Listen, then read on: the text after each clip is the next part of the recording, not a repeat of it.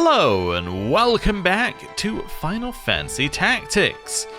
We are heading to a new place. We're heading over here to the trade city of Salgados. Once a center for trade with Ordallia, the city has withered since relations with the Ordallians were severed in the 50 Years' War. Let's go. Okay, flee, and... aha! It is not a combat.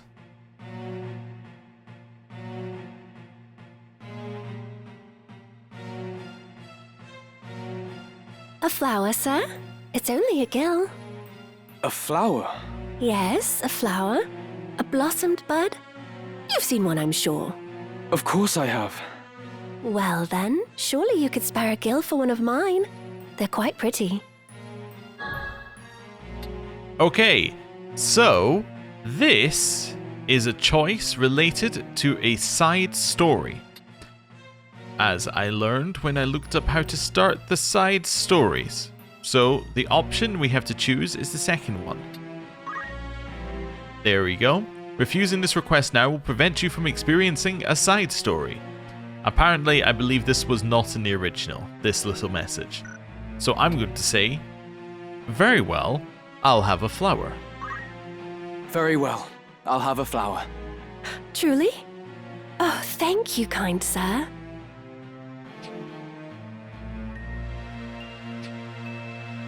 Few are inclined to stop in this squalid rookery, and even fewer buy. It is a harder life than you know.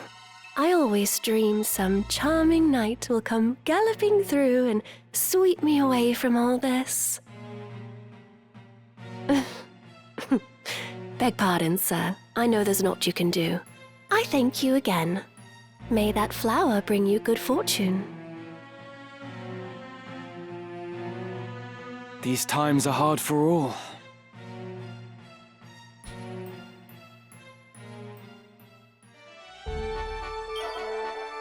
Oh, look at that.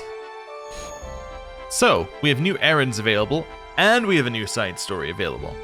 Let's do the errands first. Ooh, and we have new stuff in the tavern. Rumors, eh? At battle's end, up to 200,000 soldiers from both armies combined are said to have taken part in the battle for Fort Bessalat. Though skirmishes continue, neither side could break the months-long stalemate. Then, of a sudden, it was over. The White Lion and the Black Lion lay slain. While rumours circulated regarding the causes of Larg and Goltanna's deaths, the information we have gleaned suggests they were both assassinated. It appears that Larg was murdered by one of Goltanna's cutthroats, while Goltanna fell victim to a traitorous plot orchestrated by the Thunder God himself, Count Sidolphus Orlando. Though these schemes had already been discovered and the Count thrown into his cell, he was freed by his co-conspirators and wasted little time in carrying out his fatal attack on the Duke. Orlando himself was cut down in the aftermath. These incidents occurred just as the two armies were bringing their full might to bear. The loss of their respective leaders threw both sides into disarray, and in the midst of the confusion, an unknown party opened the fort's sluice gates, flooding the battlefield and bringing the clash to an abrupt end. While the opposing armies continued to stare each other down, it is believed that secret negotiations are being held between their commanders with a view of reaching a permanent truce. Despite the scale of this latest clash, it is perhaps a blessing that the number of dead and injured is counted at around 5,000, a remarkably low figure given the size of each army. Even so, those loyal to the White Lion have little cause for celebration. Following the battle, it was discovered that of their 200 dead, more than half were killed by a poison, presumably released by Goltanna's forces. Most concerning is that the poison was a refined form of moss fungus. Given the frightful reputation of the substance, most are too terrified as to so much as touch the remains of the deceased. According to folklore, those who die of moss fungus poisoning suffer not only corruption of the flesh, but also of their very soul, from which even the gods can offer no salvation. Though there are those who dismiss this as mere superstition, the common folk pay heed to the tales. When even the promise of coin failed to persuade anyone to clear the bodies, the White Lion's commanders had the Order of the Northern Sky carry out the task, and the knights are presently engaged in the odious work of gathering and cremating the remains. Most soldiers at Bessalat were fortunate enough to escape such a fate, but it caused a palpable decline in morale nevertheless, and only added to the accumulated woes from months on the front lines. Though many a soldier would willingly trade their life for a chance at glory and fortune, all would be for naught should the moss fungus sprout from their corpse, a sure sign of their eternal damnation. Nary a man alive would dare risk a fate so foul. Okay. Will that be all? That was Wanna interesting. earn some gil? Himka Cliffs. There's gold in the Himka Cliffs, yet those mysterious mist-shrouded peaks stretching up to the heavens harbour untold riches if only someone could find those veins. Gorgon, a geologist. Anything else? Thank you. Okay, before we do that though. Matthew. Matthew. Let's save your combat set. There we go, it was already saved. And then we're going to go in... Wait a second, did you lose your helmet? Preparations? No, did somebody lose their helmet? No, I think somebody tried to make somebody lose a helmet. That's fine. Anyway, you are going to become an orator temporarily. If you say so. Okay. Yeah, that's fine. Oh, anyone else need to switch?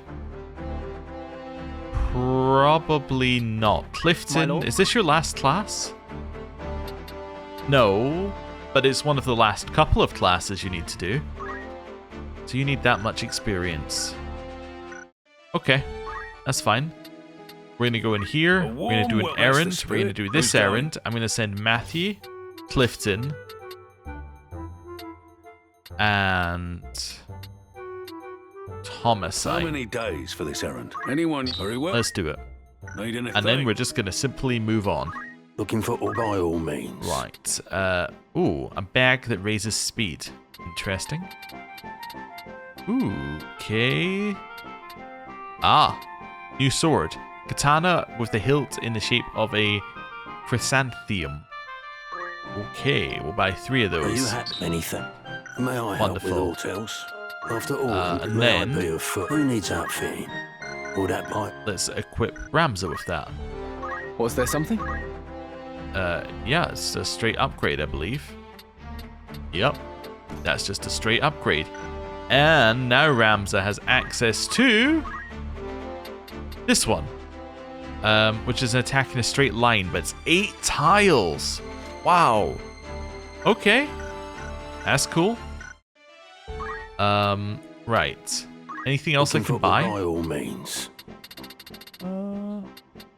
Nothing else I'd want to... Ooh, 8 fluted pole here. There's a chance of removing different status ailments. Oh, okay. Crystal shield. I think we need 1 of those. Are you anything? That's fine. Lambent hat, we have a couple of those, which is good. Luminous robe. It just has a lot of MP on it. Okay. Ooh, red shoes are really nice. Yeah, for the additional movement speed. Mage power gauntlets as well are quite nice. What about the feather weave cloak? Ooh, look at that upgrade. Ooh. Okay, so there's some people we need to look at equipment for in a minute. Alright, 1, 2, 3, 4. So that's going to be 2, 3, 4, 5. Probably here.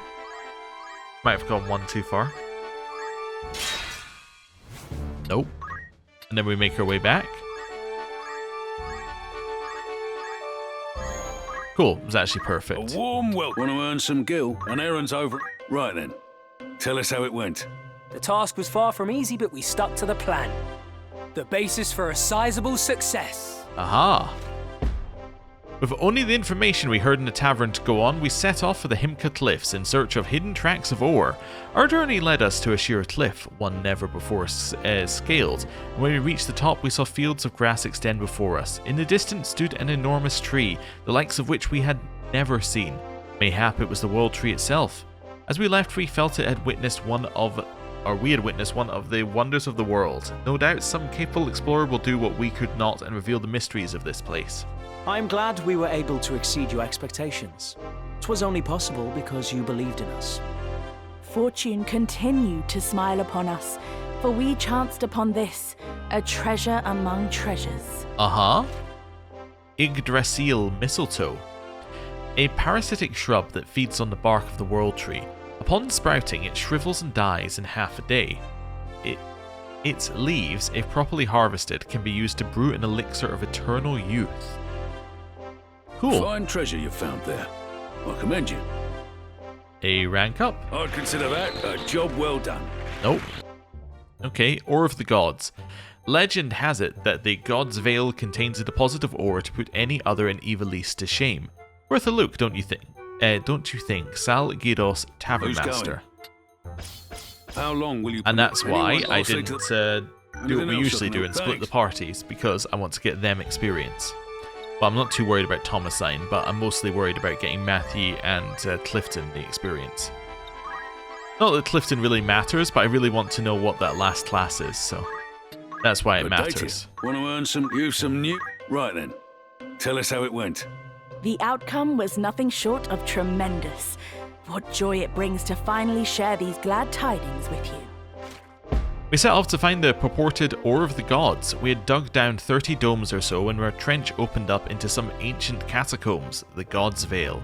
We hastily repaired a dilapidated shrine and were praying for the souls of interred in the tombs around us, when suddenly the figure of a man garbed in shimmering robes appeared before us.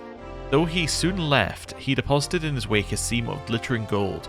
Was this the god who had given this cavern its name? I'm confident this can be repeated in future. We'll take whatever work you have for us.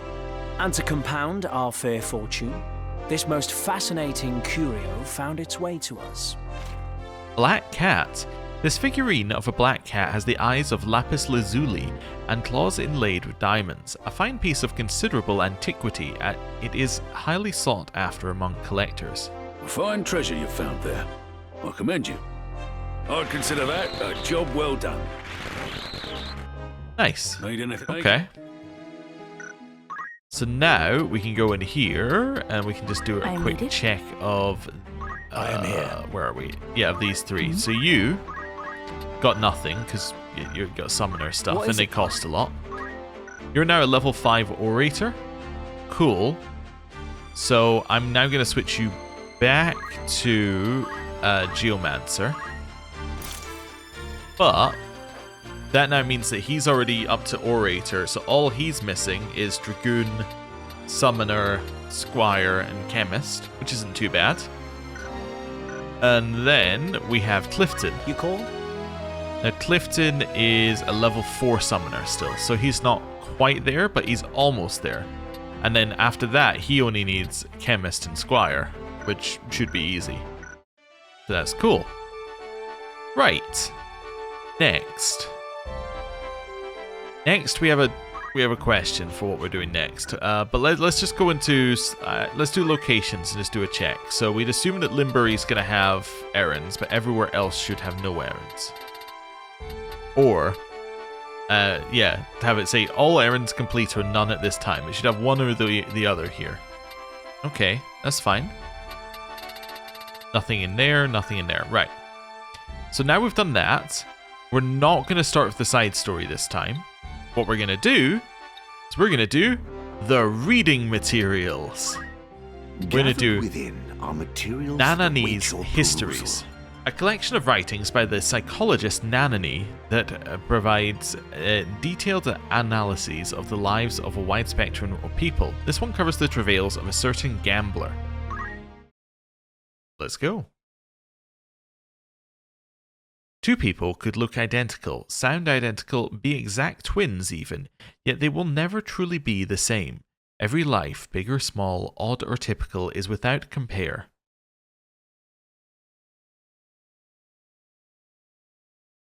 I've clicked continue. Okay then.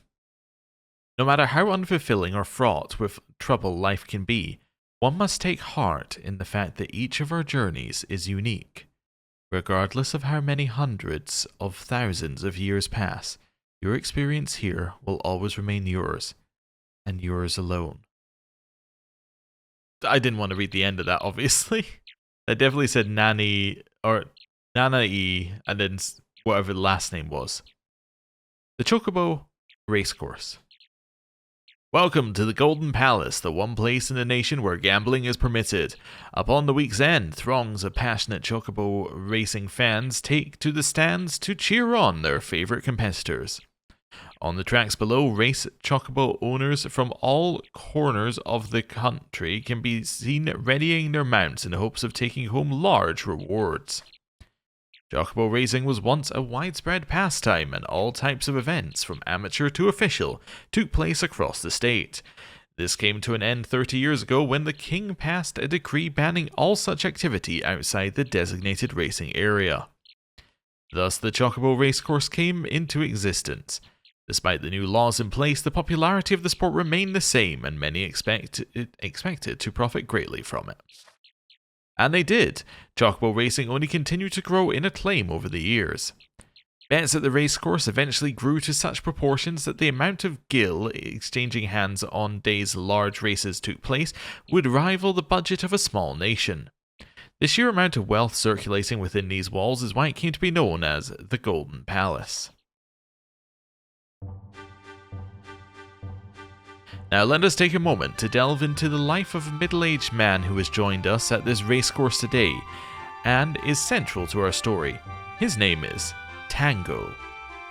This man loves chocobo racing so much he would rather put his hard-earned gil toward gambling than eating 3 meals a day. Currently he is facing the crisis of a lifetime, many lifetimes even. Tango's dilemma began a few days prior when he dropped his coin purse containing his life savings of 500,000 gil. Not only was it never to be found again, but this instant marked the start of a series of unfortunate events. First, he was accosted in the street by a group of hooligans. Then, the house he had bought on a mortgage was apparently targeted by an arsonist, though the culprit was never found. Following that, Tango's paper mill, a company he had recently started, went belly up. His wife then left him, and to top it all off, a black cat just crossed his path. All I have left to my name is the 5,000 gil in my pocket. How many times have I found myself here? How many times have I vowed that this was going to be my last race? How many times have I said I would give up gambling? This is it for me. This is the end, Tango thought sullenly to himself. He was in the throes of depression. There is nothing left for me in this world. But today was the day of the great race. Tango looked up to the cloudless blue sky and made a decision. One last race. I'll watch one last race before I end it all. He really had not learned his lesson. By the time Tango arrived at the tracks, the first race had already finished. He, however, was not worried. The ones with higher payoffs were later in the afternoon. A booklet with information on the day's races had been tossed away nearby. Tango picked it up before heading over to his favourite tavern. Alas, he was unable to shake the feeling something was wrong. Ever since he woke, there was a terrible buzzing in his ears. Tango slid into his usual seat and ordered his usual drink, adding it to his running tab. Refreshment in hand, he began eavesdropping on the conversations around him. As expected, the snippets he caught largely centered around the chocobo races, punctuated occasionally with talk of relationships. Listening in on people's conversations was one of Tango's favourite ways of amusing himself. The ringing in his ears, however, began to grow so intolerable that he found himself utterly unable to concentrate. He tried pulling at his ears and cleaning them out, but it did little to improve the situation. Tango could only hear isolated words. It seemed they were discussing the competitors slated to appear in the second race. Listening to the best of his ability, he was able to hear every name except one, Soul Cannon. Tango, feeling sympathy for the bird whose name he had not heard mentioned even once, resolved to root for Soul Cannon. He only wished his finances would allow him to do something beyond simply lending the chocobo moral support. The race began. It was a short one, only 1,200 lengths, and over nearly as soon as it began. The winner? None other than Soul Cannon, of course. Several more races followed that one in quick succession. For each one he cheered on the chocobo whose name he could not hear. All of them won. Tango struggled to comprehend it.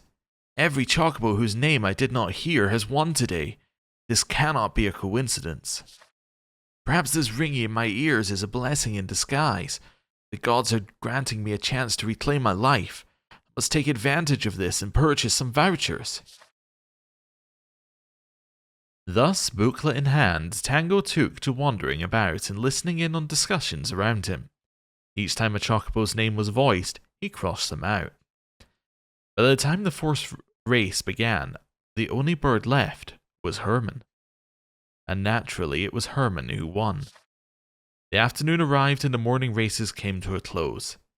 His body was raked with tremors. No matter what he did, they wouldn't stop. I really hope the next set of races begins soon. Pushing his anxiety aside, Tango began making his way to the Good Luck Tavern. He took his usual seat and ordered his usual midday meal. It was, of course, added to his ever-growing tab. While Tango was waiting for his lunch, the last person he ever wanted to see strolled through the doors. Lance. A gentleman on the surface, Lance was nothing more than a pretentious and arrogant poser.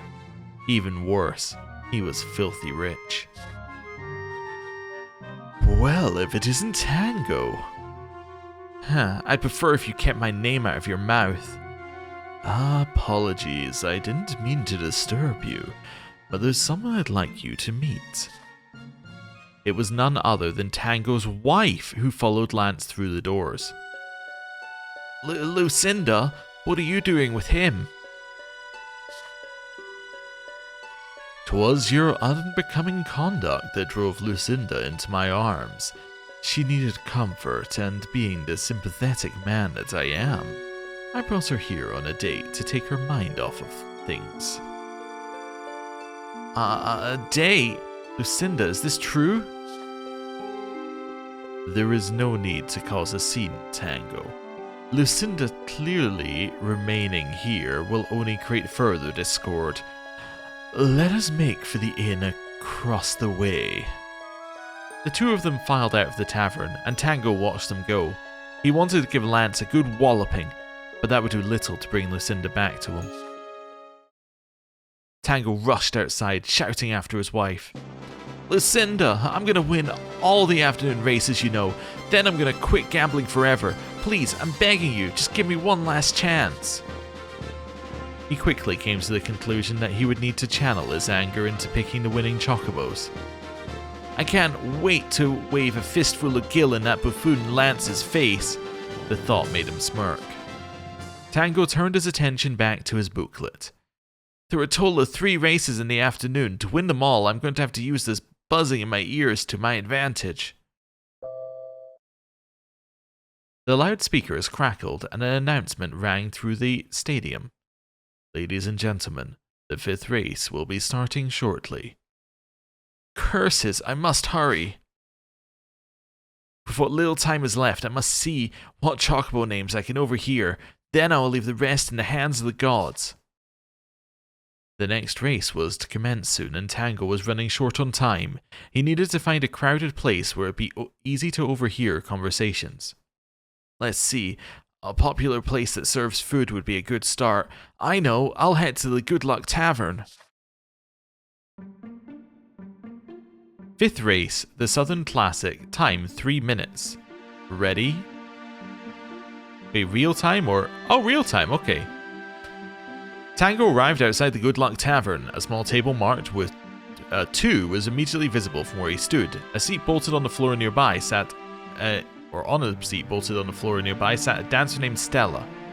Okay, so the basic way this works, you go through all the things, you find out all the names that you can hear, you write down all your names, then it will ask you which person you want to put your money on, you put your money on that person. As we have done with the other ones, I have a guide which has got the correct answers, which apparently do not change. The choices that we make here do not matter. The only choice that matters is which chocobo you put your money on. Stella looked up as Tango approached her table. Hello, Tango. Is everything alright? I see you've been putting your drinks on a tab. If you don't pay that off soon, the tavern master is going to be far from happy. Chocobos, I have little time for Oh, it's still her. Chocobos, I have little time for such mundane manners. If you instead wanted to ask me about the art of dance, I would happily oblige. Tango arrived outside the Good Luck Tavern. Okay, if this is the same thing. Move. Immediately visible from the entrance of the tavern was a table marked with the number 2. The rest of the establishment extended out behind it, table 2. From table 2, Tango could see an exit to the north. To the west was a decorative plant. To the east was a table marked with a 1, where the local weaponsmith and armorsmith sat drinking. Let's speak with the weaponsmith. Mr. McLean, the weaponsmith, glanced up. Well, if it isn't Tango, you're looking troubled, as always. You want to know which chocobo I'm bet on? Well, if you buy me a cocktail, I'd be more inclined to loosen my lips. It's 4,000 gil. Tango glanced down at his meager 5,000 gil. No. From table 2, Tango could see an exit to the north. To the west, a decorative plant. To the east, a table marked with a 1. Armorsmith. Tango, you're looking pretty downcast today. Is anything the matter? Bruce, the armorsmith, did not wait for a response. You want to know which chocobo I bet on? I don't even remember myself. I've been so preoccupied with the great race. I need to remain focused. Okay. I'm definitely going to the plan. Move.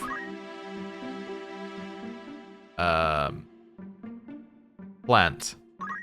Tango arrived at the plant. To the east of it was table 2. Search the plant. There was nothing of significance to be found here. Conduct another search. There was nothing of significance to be found. Oh, but what was that? A 50-point coin came tumbling out. Tango arrived at the plant. Move. Okay, we're about to run out of time. What happens when we run out of time?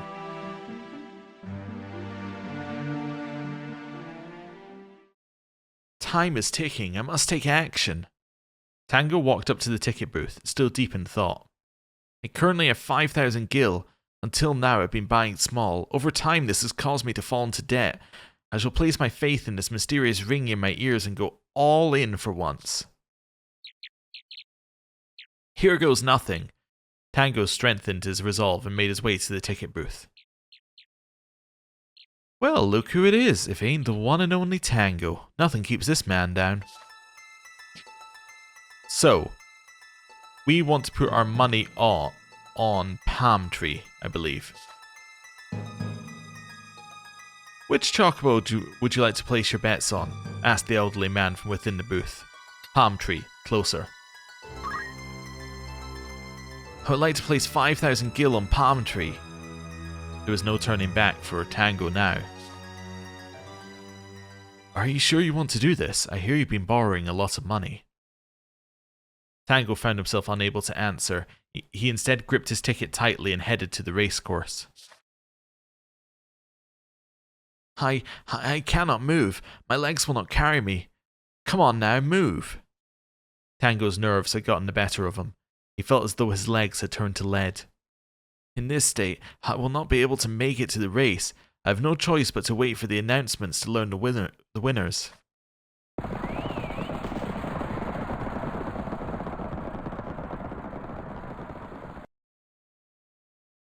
The cheering grew louder.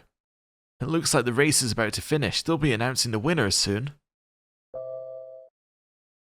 A few moments passed, and the speakers came back to life.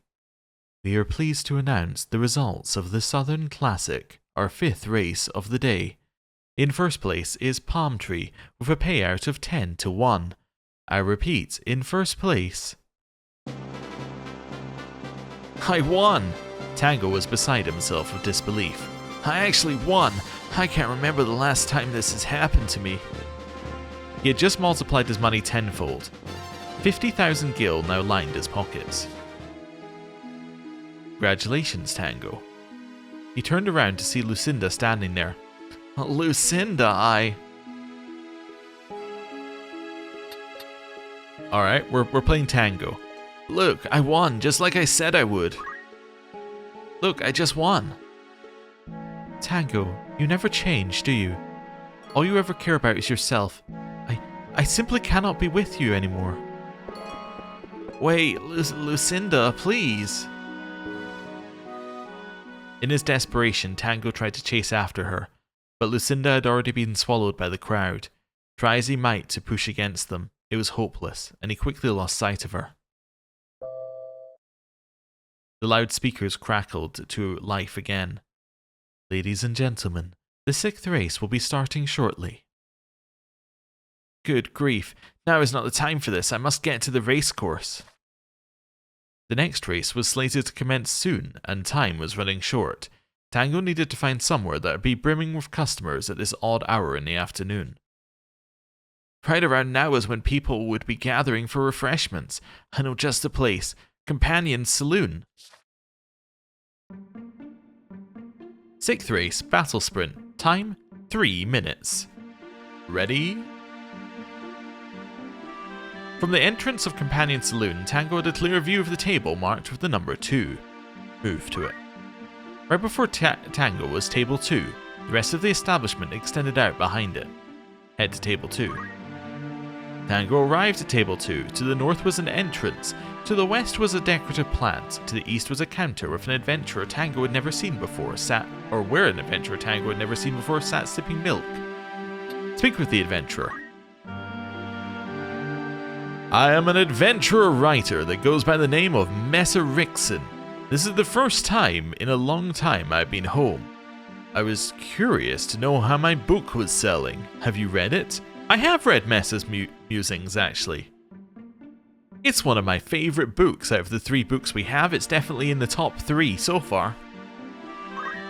Ah yes, the twinkle in your eyes and smile on your lips tell me that you have indeed read and liked my book. For your devotion, I shall grant you a 500-point coin. You wish to know who I bet on? I placed Gil on Hard Hitter. Why'd you ask? Tango arrived at table 2. To the north was the entrance, to the west was a decorative plant, to the east was a counter with an adventurer. Move. To the north was an entrance, to the west was a decorative plant, to the east were the counters. Plant, obviously. No, we're going to be staying at the plant. Search the plant. There was nothing of significance to be found here. There's no time to waste, I must be going. Okay, can I search it again? Nope. Tango was stood at the far west side of Companion's Saloon. On the east of here was table 2, to the south was table 1. Let's go to table 1. Tango arrived at table 1 where a man and a woman were playing a card game. Okay. Speak with the man. Look who it is! Tango! How's the wife? What? You want to know who I'm betting on? Very well, let's make a deal. If you pull a card with a bigger number than mine, I'll tell you. Russell stared at him, a smirk dancing on his lips. Accept the challenge. Excellent, I'll go first. And it's an ace of spades. Looks like I'm going to win this one. Pick the top card. You pull the joker? Haha, well, a deal's a deal. I bet on Colossal Punch. In fact, considering the odds you beat, I'll even throw this in for you. Russell handed Tango a 100-point coin. Oh, okay. Well, I have 15 seconds left, so instead what we're going to do is we're going to move up and down like this, and we're going to wait for the time to disappear. Okay, so we got 2 things. We got Heavy Hitter and we got Colossal Punch. So we're not going to vote for either of them. Time is ticking. I must go and purchase my ticket. Tango walked up to the vendor, still deep in thought. We currently have 50,000 gil. Until now I've been buying small. Over time this has caused me to fall into debt. I shall place my faith in this mysterious ring in my ears and go all in for once. This is it, he murmured under his breath as he arrived before the ticket booth for the second time that day. Hello, Tango. Today's been a mighty lucky day for you, hasn't it? Now what can I do for you? Or what can I do you for? So, what you're meant to do here is you're meant to go, okay, well I've heard about Hard Hitter, I've heard about Colossal Punch, so it's got to be one of the other 2. Now, the way that it would be intended for you to solve this normally is that you would have to play through, you'd either have to be lucky or play through multiple times. We know the answer, it's Heavy Kicker. Which group would you like to choose? The elderly man asked from within the ticket booth. Group 2. Which chocobo in Group 2 would you like to place your bets on? Asked the elderly man from within the ticket booth. Heavy Kicker? Yeah. I would like to place 50,000 gil on Heavy Kicker. There was no turning back for Tango now. Are you sure you want to do that? You might have received a windfall for the last bet you placed, but there's no guarantee it'll happen a second time. Tango stared, a determined glint in his eye. With a certain reluctance, the receptionist handed the ticket over to him. Taking it in hand, the middle-aged man returned to the racecourse. Curses! Tango's legs felt as though they had turned to lead. Not this again. I'll never be able to see the race at this rate. I can't even hear the announcers over all this clamour. As these angry thoughts swirled through his head, the Good Luck Tavern's owner's son, Pippin, passed by. Pippin, wait! Tango shouted. Oh, it's the man with the cherry nose. Hello! Listen to me, I need you to go and watch the next race for me, and as soon as it's over, come and report the results back to me. Got it? Leave it to me. You just gotta promise to pay off your tab.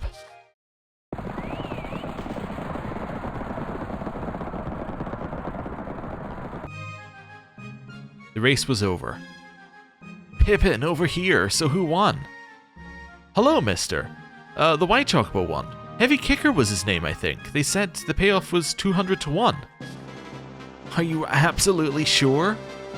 The young boy looked up at him, eyebrow cocked. Have I ever lied to you, mister? Thank you, Pippin. I'll get you a Lugay puppet. Really? You promise? Also, while you're at it, could you pay off your tab? This is too good to be true. I'm not dreaming, am I? Tango was looking down at his ticket. Gripped in his hand was something he had never seen, only heard about. In his 20-odd years of gambling, the golden chocobo ticket, which was only ever given when the odds were over 100 to 1. With odds at 200 to 1, Tango's once meager funds now amounted to 10 million gil. You did it, Tango. He turned to see Lucinda standing behind him. Lucinda, Tango, I still love you. Yet, how can I know that you feel the same way about me? I'm gonna quit gambling for good. I'm gonna quit gambling for good, I swear. After today, I'll never set foot in this place again. Lucinda's face fell. Is that how little you love me? The only reason you're willing to quit is because it's now the convenient thing to do. It seems the only person you have and will be devoted to is yourself. Oh, Lucinda. And yet, like the fool I am, I love you despite that. Oh, wait, please don't go. Tango dashed after her. Lucinda, however, was long gone, swallowed by the masses. The loudspeakers crackled to life for a final time. Ladies and gentlemen, hold on to your hats. The moment you have all been waiting for is finally here. The great race will soon be commencing. We urge you to hurry and purchase your tickets while you still can. I must make haste. The race is about to begin. All my efforts will have been for naught if I do not win this. Time was running short for Tango, as the great race was soon to begin. He urgently needed to find a place with a large gathering of people before the main event. If I were a spectator waiting in anticipation of the upcoming race, I would go to the racecourse gallery.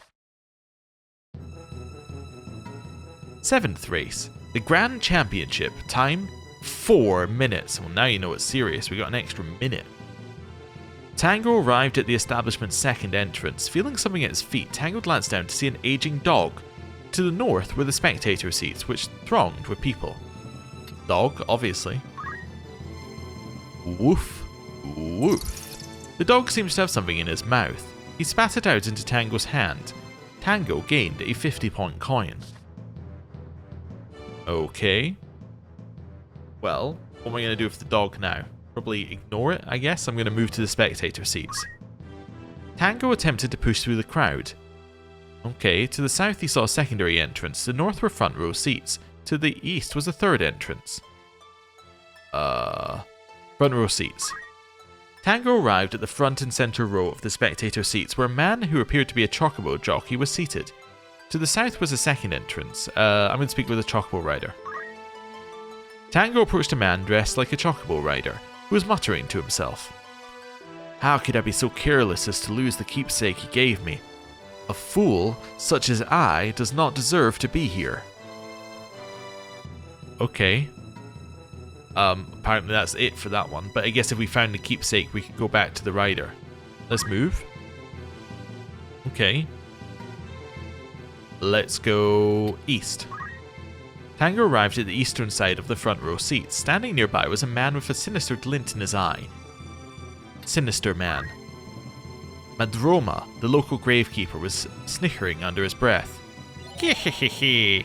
1,000 gil on the adamantimer multiplied by 30 would amount to 30,000 gil. Hehehe. 10,000 on adamantiner multiplied by 30 would be 300,000 gil. Okay. So it's not that one, I guess. Center seats? No, I want to go west, actually. If I could go west, that'd be great. Move. Okay. West. A girl rushes past Tango, nudging against him in her haste. Ah, look what you've done. Everything in my coin purse has been scattered all over the ground. I demand you pick it all up. Okay. Tango spotted a ticket. What do we have here? A bet for Gil Turtler? He smiled to himself as he handed the items he collected off the ground to the young girl. She calmed down significantly. Thank you. Just to be sure, watch your step from now on. Okay. Let's continue. Fourth exit. Tango entered the crowd and soon found himself pushed up against a gambler and his son. The fourth entrance was just barely visible from where he stood. Speak with the father. Fernando, the gambling father, was clearly not in the best of moods. Damn it, of all the times, the next race is the great race. What do you want? You want to know who I bet on? Get lost. I don't have time for idle chatter. Okay, I guess we'll speak to the son then. It's fine, once it loads. The gambler's son, Theodore, was bouncing up and down in excitement. Mister, if you pass my test, I'll tell you who father bet on. Okay. Yay, so first question, which expression means to remain calm? Keep your hair on? Second question, what's the golden rule? Treat others how you would want to be treated. Third question, which of the following sayings means to improve something unnecessarily? Gild the lily. Wow, mister, you're really smart. You got every single one of them correct. To answer your question, father bet on slip slider. Okay, and now we have to choose an answer. There's no time. I must go to purchase my ticket. Tango walked up to the booth, still deep in thought. Now, how much should I bet this time? He glances down at his 10 million gil. Perhaps I should err on the side of caution and diversify. No, that's a terrible idea. Every time I've done that in the past, I've lost. Playing it safe has only ever brought me misfortune. It's time I risked it all. I cannot afford to lose again. Everything is riding on this. Tango took a deep breath and made his way to the ticket booth for the final time. Tango, you're on a real winning streak today. Mind sharing your secret? Okay, so we heard about Gil Turtler and Slip Slider. And Adamantimer. But we hadn't heard about any of the other ones. Okay. So in this one, we want to put it in Group 1. Here. We want to go for King Fire. Yes, the deep closer. I would like to place 10 million gil on King Fire. There was no turning back for Tango now. Tango, you put all his men to shame. You were a champion. Tears sprung to his eyes. He did not know why he was crying. Gripping his ticket even tighter, he set off for the racecourse. Lucinda, wait! I cannot move. My legs, they... A frustrated groan escaped him.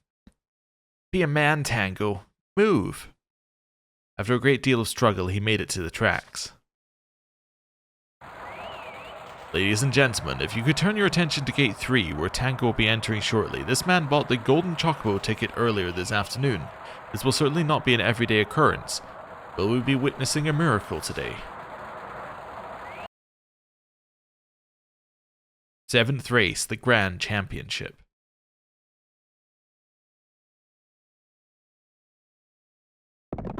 Today's main event, the 128th Great Race, is now underway. It looks like Slider is taking an early lead. He's pulling quite far ahead as now approaching the first turn. Slider maintains the lead out of the bend, but Goltanna is not far off on second and showing good turn of foot. Following right behind him is Adamantimer. The leaders are beginning to pull away. Bringing up the rear are the Weapon and Kingfire, with the crowd favourite Scarlet Sephiroth in last. Goltanna and Adamantimer are moving up on the stretch at a swift pace. According to our timers, the Chocobos are travelling at a far faster rate than those in the 6th race. Slider is still at the head of the pack and leads the third group.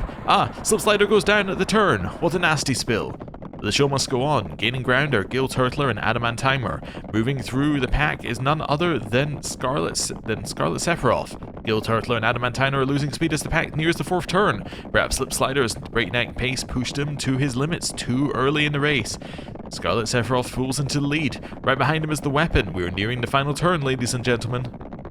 Racing to the first are 2 Chocobos. Will it be Scarlet Sephiroth or the Weapon? The Weapon is losing speed. Scarlet Sephiroth pulls ahead and takes lead. Scarlet Sephiroth is ahead now, just 100 lengths to go before he goes down in history as the first to win 3 consecutive great races. 50 lengths left. Scarlet Sephiroth is in the lead, storming down the pack. But wait! What is this, ladies and gentlemen? Kingfire, who is bringing up the tail of the field, is now moving up the stretch at an incredible speed. Kingfire is tearing down the track, pulling into the forefront. There are just 20 lengths to go. Scarlet Sephiroth is losing ground. Is Kingfire going to overtake him? They're now neck and neck. Will it be Scarlet Sephiroth or will it be Kingfire? Kingfire takes the lead in a spectacular upset. Kingfire emerges victorious. An impossible result here. After 3 years of absence, he has reappeared only to win the great race. Kingfire, everyone. Kingfire.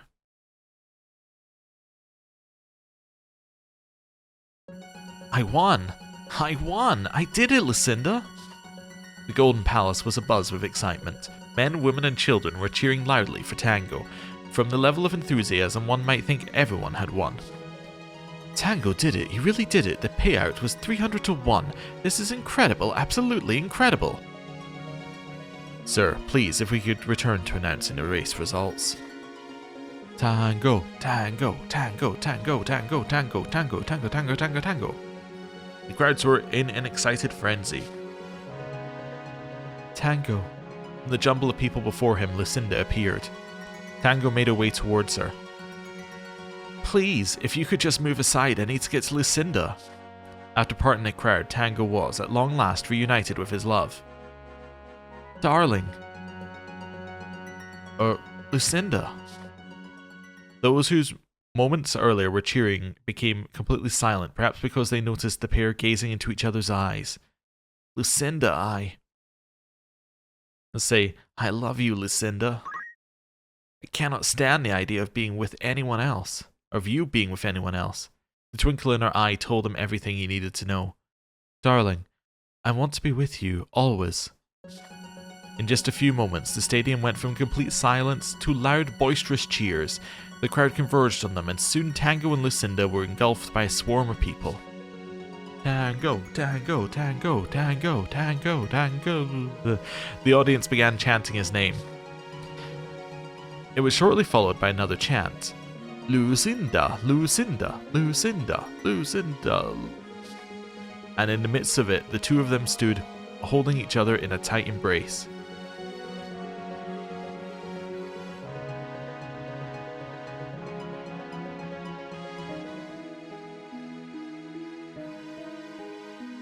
Later, Tango would learn that Lucinda never had any intention of leaving him. She had simply intended to give him the space he needed to rethink his life and start making better decisions. She had agreed to accompany Lance only on the condition that they attend the Chocobo races. Lucinda was well aware her husband would be in attendance. Lucinda had never cared for affluence. She had not known it growing up, so it held very little importance to her. This feels like the writer knew what I was about to say and what many people would say at this point, which it seemed very much like Lucinda wasn't really that into Tango, and then Tango became a billionaire, and now Lucinda's like, you know, maybe Tango's not that bad. But no, it's written right here, she never cared for affluence, therefore it can't possibly be the fact that he is now incredibly rich which has changed things. Despite him not changing his ways, continuing to gamble, and in fact doing the exact opposite of what she asked him to do. While she often wished he would cut back, even the fact that Tango enjoyed gambling did not faze her. After her husband's company fell through, however, he began drowning his sorrows at the local taverns and gambling with greater frequency. Lucinda left, believing it would serve to halt his downward spiral. Tango, upon learning the truth, was overwhelmed with happiness. He knew in that moment his old self would need to remain where he belonged, in the past. After the events that unfolded at the Golden Palace, Tango decided to put the gil he won towards restarting his business. That, however, is a story for another day.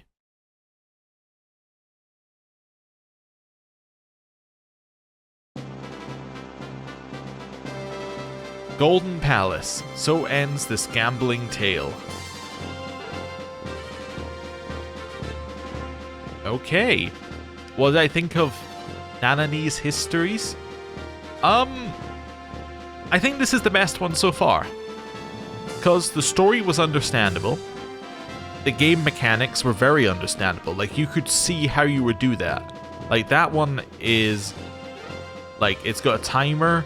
It's not just going through the options. It's like, okay, prioritizing things. Like, it feels like more of a game. It's obviously still constrained by the way that all of these are constrained, but this feels much better than the others. Right? Like, this feels like a much more solid game than the other ones.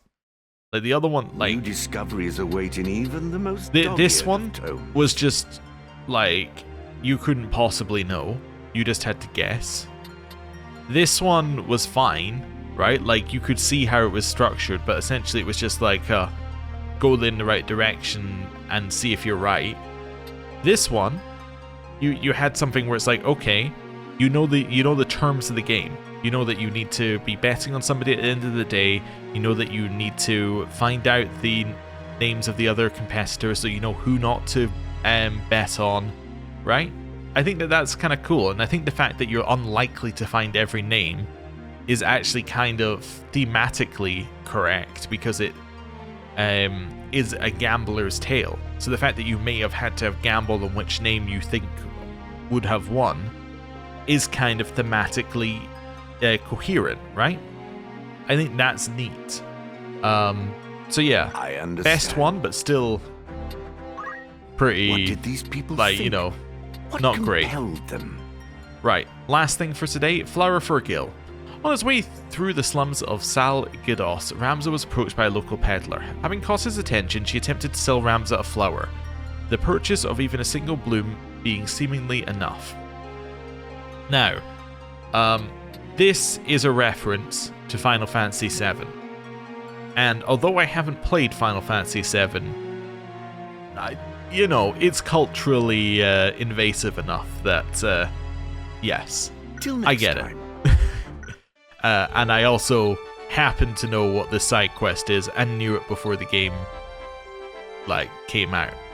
As in, like, before the remaster, before we started playing, because it's also culturally invasive enough. So, yeah. We all know, if you know the game, what that one is, so we'll be doing that next time. But if you don't, it's a surprise for you, I guess. So, thank you very much for watching. I'll see you next time. Goodbye.